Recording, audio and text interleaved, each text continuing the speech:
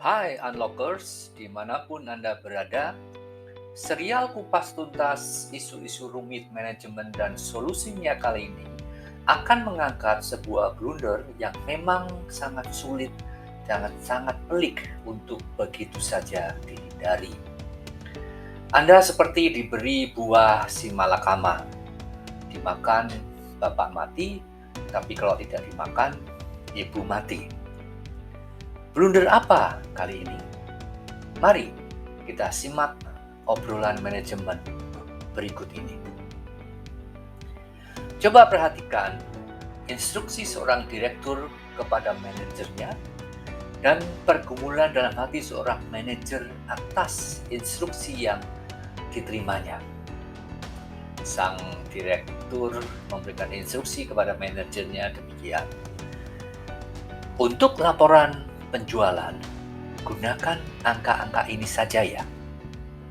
Nah, kalau untuk rugi labanya, gunakan angka-angka yang di lembar kedua.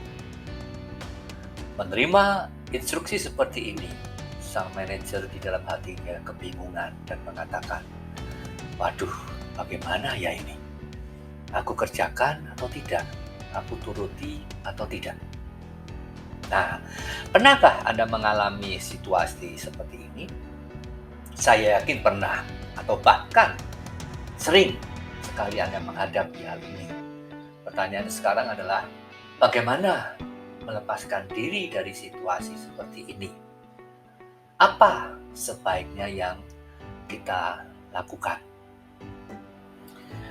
Menghadapi situasi seperti ini atau tekanan ini pasti membawa Anda pada sebuah dilema yang pelik. Seakan-akan pilihan apapun yang Anda buat tetap membawa Anda pada suatu risiko yang sangat besar dan satu risiko yang sangat berpengaruh pada kehidupan pribadi Anda. Kalau aku kerjakan, nanti ada apa-apa, aku ikut terlibat.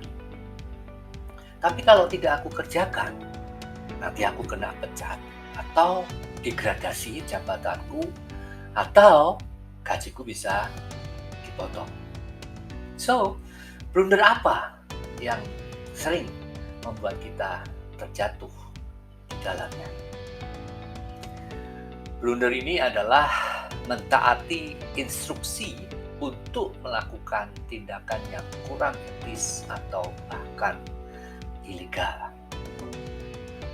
Blunder karena tindakan yang tidak efektif dan ilegal ini sangat bersifat pribadi. Hanya Anda yang dapat memutuskan sampai berapa lama hati Anda mampu menanggung rasa bersalah yang akan terus menghantui. Ya. Dan juga blunder ini sangat pelik karena terkait dengan banyak hal, ya, mulai dari hal etika, moral, legal, bahkan juga agama ataupun kepercayaan kita. Karena itu, mari kita melihatnya lebih dalam supaya kita dapat menghindari atau bahkan menjauhkan blunder ini dari perjalanan karir kita. Kita harus segera mencari solusinya. Hal yang paling cepat atau yang paling benar yang harus Anda lakukan ketika Anda melihat bahwa instruksi atasan Anda sudah melanggar garis etika dan legal, maka Anda harus menolaknya dengan segera tanpa perlu penjelasan panjang lebar, tanpa berdebat soal etika, soal moral, ataupun filosofis. Cukup katakan bahwa Anda tidak bisa melakukannya. Namun, jika Anda mempunyai cara lain untuk mepresentasikan hal-hal itu tadi dengan lebih tepat, sehingga apapun di balik hasil yang buruk dapat dipahami dan dicarikan solusinya, maka Anda harus menawarkan cara itu. Ya, artinya selain Anda memberikan satu penolakan secara cepat, Anda juga harus berikan solusi, tawarkan solusinya. Namun, untuk menentukan satu tindakan itu salah atau benar adalah satu keputusan yang harus Anda buat sendiri. Ya, ini tergantung dari code of conduct yang Anda buat dengan bos Anda dan seberapa jauh Anda akan melakukan kompromi terhadap sebuah kesalahan atau bahkan kejahatan. Namun yang bisa kita katakan di sini adalah sejauh mana Anda akan merasa nyaman dengan apa yang Anda putuskan dan bagaimana dengan suara hati nurani Anda. Usulan dari saya adalah ikuti suara hati nurani Anda, karena itu seringkali benar.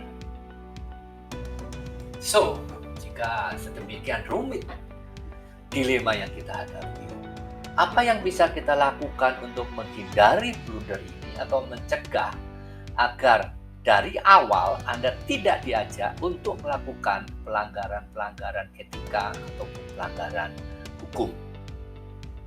Yang pertama adalah bangun tembok kejujuran dari awal Anda bekerja.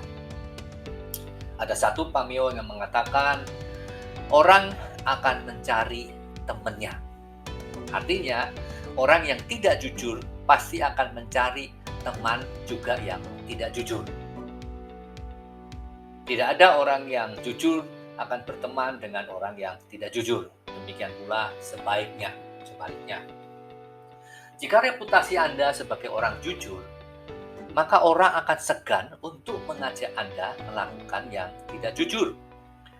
Artinya, tidak cukup hanya dengan melakukan kejujuran saja, tapi Anda harus terus-menerus mendengungkannya, baik kepada pihak internal, yaitu tim Anda, maupun orang yang di luar tim Anda, atau artinya di seluruh perusahaan, maupun terhadap pihak eksternal, yaitu dari supplier, dari customer, dari apapun pihak ketiga. Anda harus dengung-dengungkan tentang kejujuran yang Anda junjung tinggi. Yang kedua, bangun jejaring. Di dalam organisasi yang paling korup sekalipun, pasti masih ada beberapa orang yang jujur. Karena itu, bangunlah jejaring dengan manajer-manajer yang jujur yang lainnya. Karena apa? Karena ketika Anda tahu bahwa Anda tidak sendiri, maka Anda akan lebih mudah untuk menolak setiap ajakan untuk bertindak tidak benar. Penting sekali ya, bangun jejaring itu. Yang ketiga, bangunlah kejujuran di tim Anda. Jadi di tim Anda ini harus Anda bangun kejujuran. Karena apa?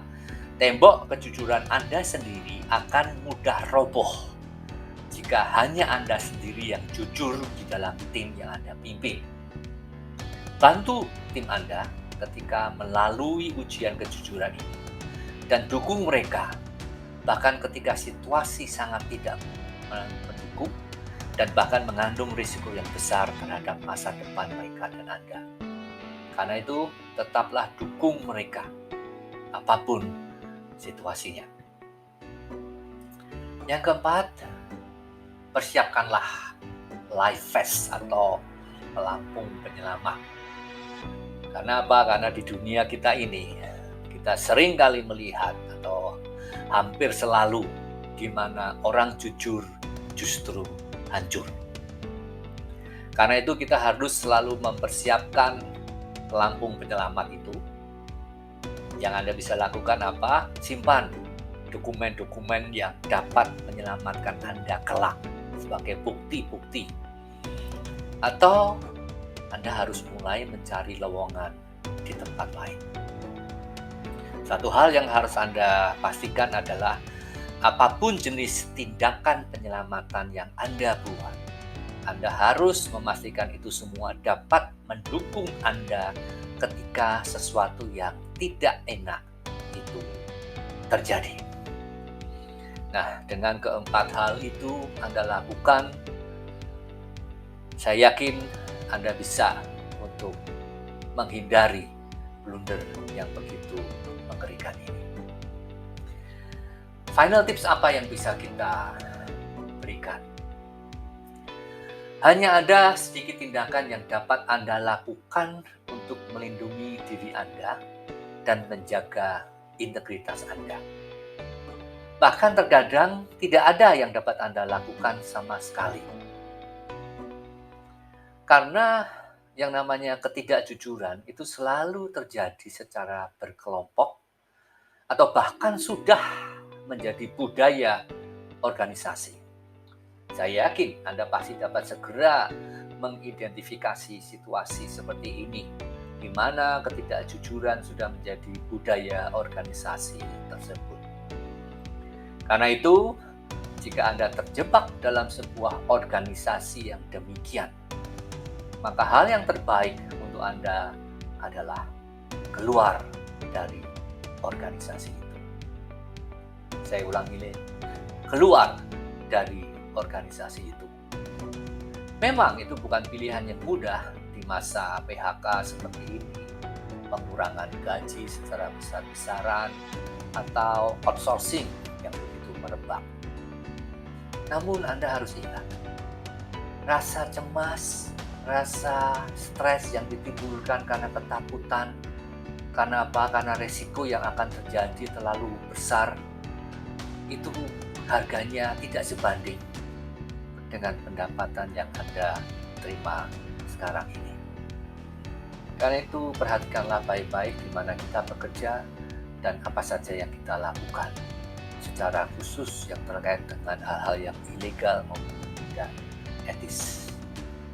Demikianlah seri ke-13 dalam obrolan manajemen di channel Unlock Your Limits ini. Semoga bermanfaat untuk meningkatkan managerial skill Anda. Jika ada topik-topik rumit dalam manajemen yang Anda hadapi dan Anda ingin hal itu dibahas, silahkan email ke saya atau sampaikan melalui komen di channel ini. So, goodbye Unlockers. Jangan lupa subscribe supaya Anda tidak ketinggalan topik-topik menarik selanjutnya. Serta silahkan menginformasikan ke rekan-rekan yang lain supaya kita bisa bersama-sama terus belajar dan saling mengasah. Unlock your limits. Terima kasih. Goodbye.